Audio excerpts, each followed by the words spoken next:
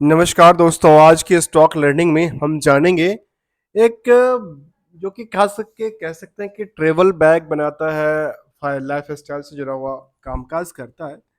Main काम इसका bagging का ही देखने को मिलता है क्योंकि शायद बैगिंग और हैंड बैग चाहे वो ट्रैवल बैग हो या फिर गियर बैग हो, इसी पे ज़्यादातर काम देखने को मिला है और स्टॉक मार्केट में लिस्टेड है। कंपनी का नाम है ब्रांड कॉन्सेप्ट। अब ये ब्रांड कॉन्सेप्ट तो कंपनी क्या करती है वो समझ में आ गई।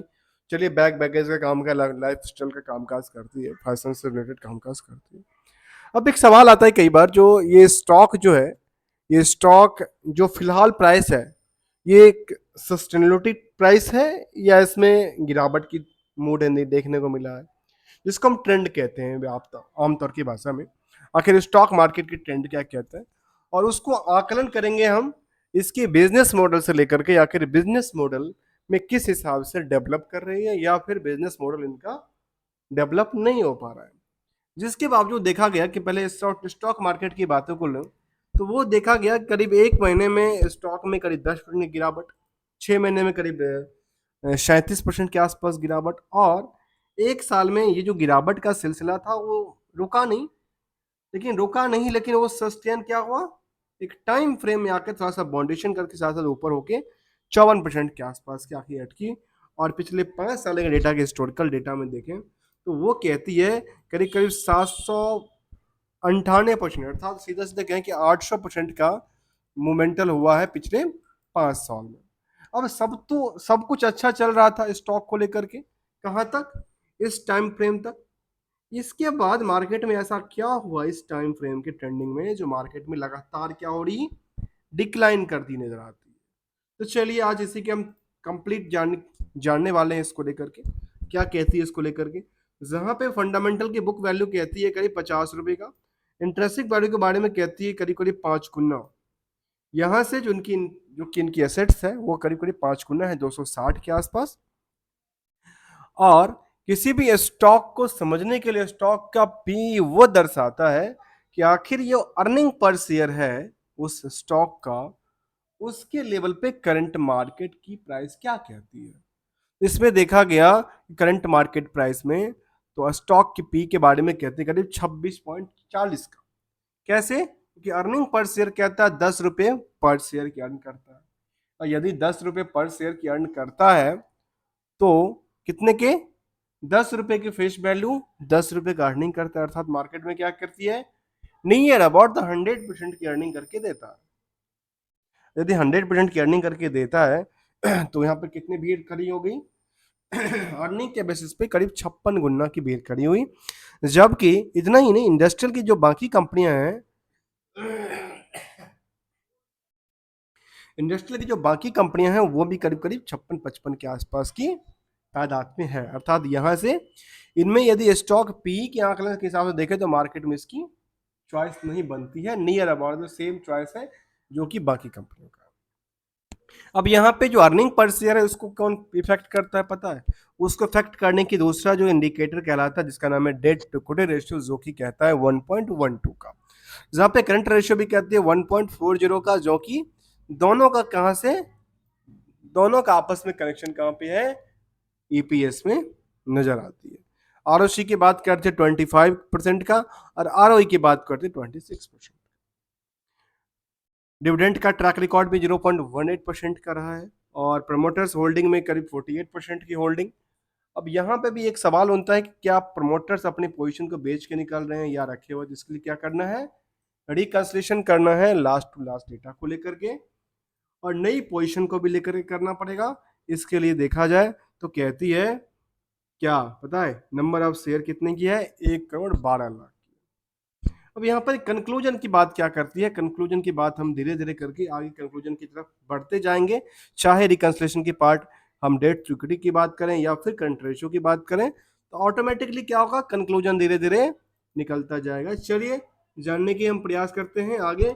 आगे में देखा गया कि ब्रांड कंसेप्ट लिमिटेड जो है specialist in the manufacturing of the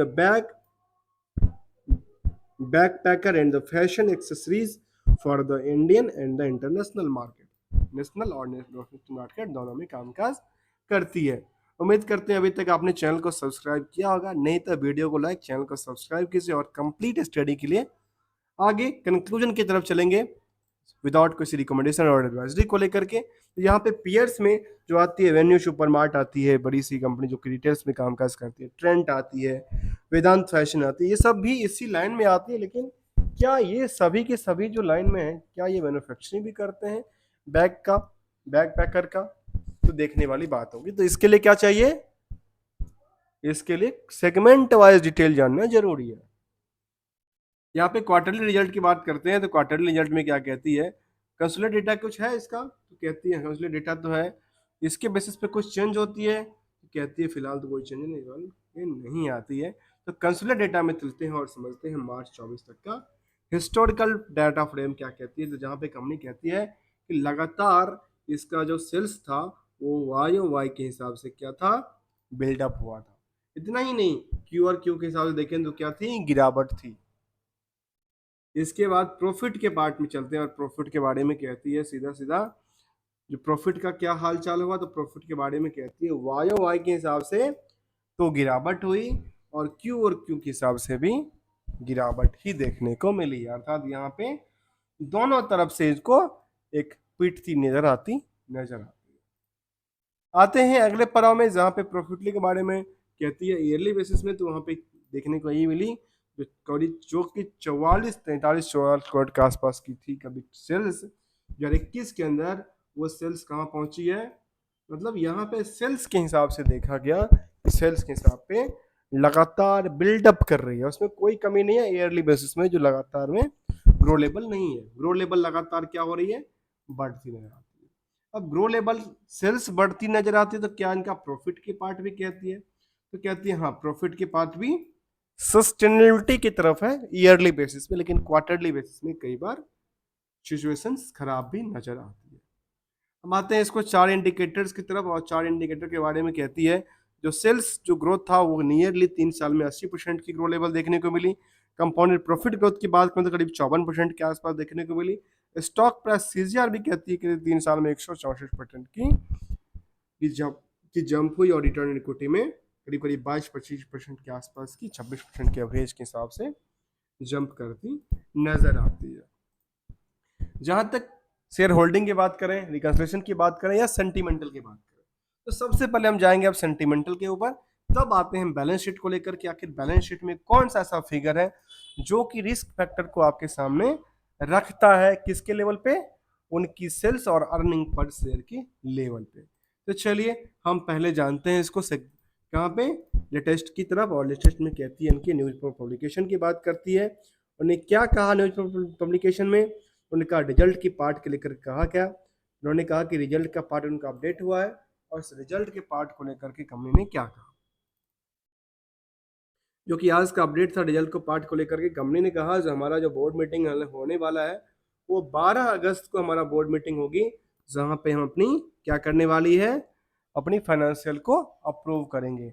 ध्यान देने वाली बात है कहाँ पे, 12 अगस्त को क्या होने वाला है, क्या कुछ बड़ी लेके आने वाली है या फिर उसी में समेटना चाहती है। इसके बाद आते हैं सेंटिमेंटल में कुछ और अपडेट की तरफ, तो सेंटिमेंटल में कुछ और अपडेट में देखने को नजर नहीं आई कुछ ऐसा, शेयर होल्डिंग मीटिंग थी। आते हैं बैलेंस शीट की तरफ, जहां पे कुछ फिगर्स आउट को हम पे कंपेयर करेंगे, किसको लेकर के, खास के उन बातों को लेकर के जो कि यहाँ पे इसकी तादाद में जो अमाउंट्स है उसमें क्या करती है, इंटरेस्टेड होती है, चाहे वो अर्निंग शेयर पर शेयर में, जहां चाहे वो करंट रेशो की तरफ से देखा जाए या फिर उसको डेट टू इक्विटी की तरफ से आकलन किया जाए। यहाँ पे हम देखते हैं डेट टू इक्विटी को लेकर के, तो कहती है बोरोइंग्स को पार्ट को लेकर क्या कहती है, कहती है लगातार इसने क्या किया, बिल्डअप किया। अब जैसे यहाँ पे बिल्डअप करेगी तो क्या होगा, ऑब्वियसली है जो वहां पे इनकी ईपीएस में क्या करेगा, इम्पैक्ट डालेगा। और इम्पैक्ट डाला तो क्या डाला पता है, इम्पैक्ट डालने का मतलब ये था जो इनके पास इंटरेस्ट जो एक्सपेंसेस था वो क्या हुआ, 5 करोड़ से 6 करोड़ पे पहुंच गया, इसलिए 1 करोड़ का थोड़ा सा इम्पैक्ट डालता है, बड़ी सी इम्पैक्ट तो डालता नजर नहीं आया।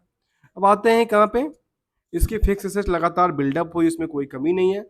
और अदर एसेट्स के अंदर देखा गया कि रेशियोज इसके बारे में क्या कहती है, जहाँ पे देखें करंट ट्रेड रिसेबल के बारे में कहती है करीब 49 करोड़ का, जो कि लगातार बिल्डअप हो रही है। और यहाँ पे मैं कहता हूँ यहाँ पे एक रिस्क फैक्टर होता है, किसको लेकर के, रिस्क फैक्टर।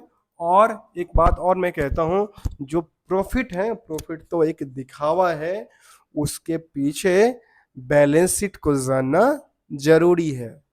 इसीलिए क्योंकि यहाँ पे एक रिस्क फैक्टर ये है, जो आपने दे तो दिखा दिया, हमने सेल्स किया लाखों का, लाखों करोड़ों का, अपने प्रॉफिट दिखा दिया, आपने टैक्स पेमेंट कर दिया, लेकिन आपकी एक्चुअली में सेल्स की, आपने सेल्स किया तो क्या पैसा आपने रिकवर किया, या पैसा आपने डम्मी बुक कर दिया जो हमने सेल्स को दिखा दिया। आखिर यहीं पे रिस्क फैक्टर बनती है। और इस रिस्क फैक्टर के बारे में देखा जाए, कहती है 50 करोड़ का इनका रिसेबल्स पड़ा हुआ है। पूरे साल में कितना का करती है, 251 करोड़ का उन्होंने सेल्स किया, 50 करोड़ का सेल्स पड़ा हुआ है। अरे कितने दिन के लिए पड़ा हुआ है, ये कहते हैं 71 दिन के लिए पड़ा हुआ है, मान लिया जाए 71 दिन के लिए पड़ा हुआ है। इसमें क्वार्टरली डेटा पे देखेंगे तो पूरे के पूरे क्वार्टर का ही डेटा उड़ जाती है, पूरे के पूरे क्वार्टर 58 करोड़ में 50 करोड़ यदि मार्केट में पैसा ही फंस गया तो आपने कितना क्या रिकवरी किया। और रिकवरी नहीं किया, मान लेते हैं मार्च का डेटा था, मार्च का डेटा अगले 2 महीने में आएगा, ठीक है, लेकिन सेल्स के बेसिस पे आपने क्या किया, आपने मार्केट में पैसा तो ज्यादा छोड़ा ना, पैसा ज्यादा छोड़ा तो क्या होगा, टोटल प्रॉफिट के बारे में कहती है कितना, 11 करोड़ का, 11 करोड़ यदि टोटल प्रॉफिट आपने कमाई है, और नेट प्रॉफिट कितना था, 251 करोड़ पे देखें तो 251 करोड़ पे कितना बनती है, करीब करीब कितने परसेंट की मार्जिन आती है, तो नेट प्रॉफिट मार्जिन की बात करूं तो केवल आती है 4.5% के नियर अबाउट।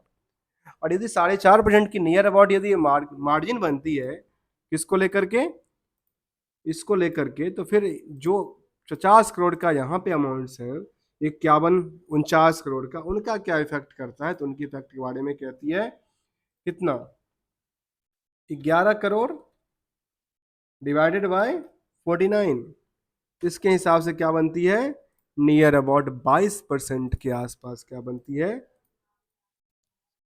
क्या बनती है, 22% के आसपास।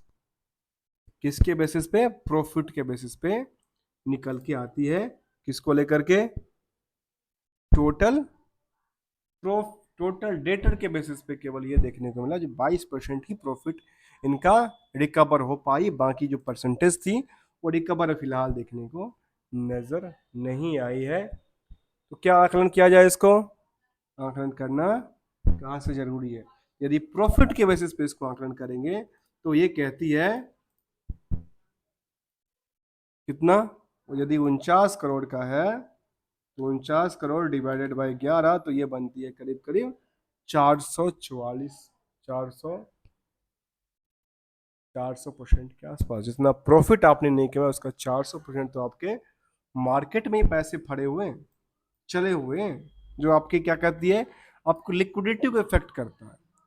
चलिए आते हैं शेयर होल्डिंग पैटर्न को लेकर के, जहां जानना जरूरी है तो हमने उसको देखा। अब जहां जानना जरूरी है कि प्रमोटर्स होल्डिंग में 58-59% की होल्डिंग, और बाकी पब्लिक होल्डिंग में तादाद क्या कहती है, ज्यादा निकल के आती है, इसके बारे में क्या कहती है इसको लेकर के। जहां पे केवल और केवल इंटरेस्टेड पर्सन की बात करूं तो करीब करीब 10,000 से ज्यादा शेयर होल्डर की तादाद है, और शेयर होल्डर की तादाद में लगातार क्या हो रही है, ग्रो लेवल पे है शेयर, यहाँ पे नया नया शेयर होल्डर लगातार आ रहे हैं, और इस स्टॉक को खरीदने के लिए डिमांड को लेकर के, जब डिमांड बढ़ी है तो फिर मार्केट में इनका उस लेवल पे पोटेंशियल में कुछ तो कमी देखने को मिला है।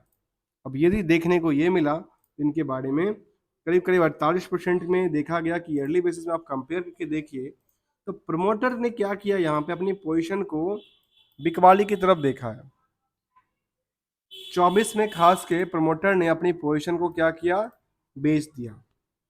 जब प्रमोटर ने बेचा तो वो कहाँ शिफ्ट करती है, डीआई ने लिया यहाँ पे, मतलब डीआई ने यहाँ पे एंट्री मारी। ये कह सकते हैं जब डीआई ने एंट्री लगाई, और डीआई ने एंट्री लगाई तो कुछ है यहाँ पे, इसका कुछ तो मतलब होगा, तो डीआई ने एक एंट्री लगाई, बाकी फिलहाल किसके पास है, बाकी फिलहाल ये देखने को मिला जो फिलहाल ये बड़े बड़े इन्वेस्टर्स के पास है, चाहे वो प्रोमोटर्स ग्रुप के होंगे पहले, लेकिन बाद में इसको पब्लिक ग्रुप में ट्रांसफर कर दिया गया। ऐसा हो सकता है कोई नाम तो ऐसे निकल के आता है साथ में, इसमें ये भी दिखाया सकता है कि ऑलमोस्ट जो शेयर होल्डर थी करीब करीब तादाद में 10 से 11,000 की तादाद होगी एज ऑन टाइम फ्रेम। उसमें कई बार फेरबदल होती रहती है। जो डेटा था वो एक कट ऑफ डेट में 30 जून का डेटा निकल के आती है। इसके बाद कहती है कुछ और अपडेट, तो अपडेट के बारे में देखें। डॉक्यूमेंट में हमने देखा ही था। एक मूविंग एवरेज की तरफ देखें, मूविंग एवरेज के बारे में क्या कहती है। फिलहाल 6 महीने की मूविंग एवरेज से देखा है तो ये स्टॉक ने लगातार 6 महीने से ट्रेंडिंग में क्या किया है, एक डीप को स्लीपिंग मोड में जाती नजर आती है। क्या यहाँ से मार्केट में इसके लिए कुछ और पोटेंशियल बनती है, ये सवाल बनता है अक्सर। तो ट्रेंडिंग इसका कहता है लगातार गिरावट में है, मूविंग एवरेज से गिरावट में है। तो आखिर ट्रेंडिंग आप खुद से आकलन करके देख लीजिएगा। यदि ट्रेंडिंग किसी चीज़ की लगातार ही गिरावट में है तो फिर उसका कितना ऊपर जाएगा, कितना नीचे जाएगा। एक रेजिस्टेंस और सपोर्ट की तरफ यदि ध्यान दें तो ये निकल के आती है। इनका डिस्टेंस तो फिलहाल ये देखा जा सकता है, जो नियर टू नियर जो यदि कोई स्टॉक प्राइस है इनका, तो वो ये कहती है जहाँ पे इसने बार बार 2 बार खास के आके आई थी। और सपोर्टिंग लेवल पर देखें तो सपोर्टिंग लेवल ये कई बार तोड़ चुकी है। फिलहाल इसका रिसेंटली कोई सपोर्टिंग लेवल देखने को यहाँ पे तो नज़र नहीं आती है।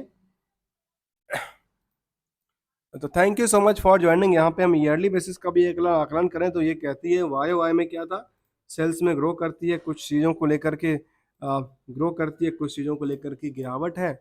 ऐसे ही बैलेंस शीट को फिगर को देखें तो वो कहती है कुछ चीज़ों में लगातार क्या थी, गिरावट, और कुछ चीज़ों में अच्छी संकेत देती नजर आती है। Thank you so much for joining here. हम बात कर रहे थे ब्रांड्स कॉन्सेप्ट लिमिटेड को लेकर के, जो कि बैगिंग और लाइफ स्टाइल से जुड़ी हुई कंपनियां थी।